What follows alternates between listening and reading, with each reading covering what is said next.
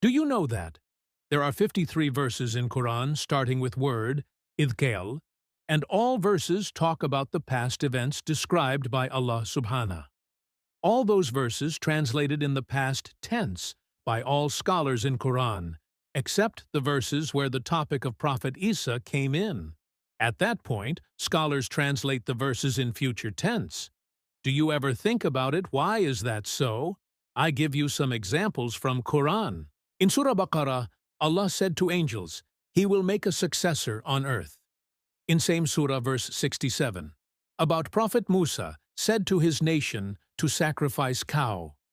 Next in Surah Baqarah, verse 260, when Prophet Ibrahim asked Allah, Subhana, how he give life to the dead, in Surah Yusuf. Verse 4, Prophet Yusuf talked to his father about his dream. Next in Surah Hijr, Allah Subhanahu talked again about creation of Adam with angels. Next in Surah Luqman, verse 13, the advice of Luqman to his son is described by Allah Subhanahu. In all above examples, past events of history are stated by Allah Subhanahu in past tense.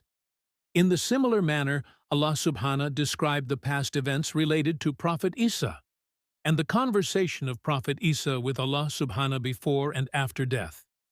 But the scholars translate those verses in future tense to make it look like those conversation will happen in the future, on Day of Judgment.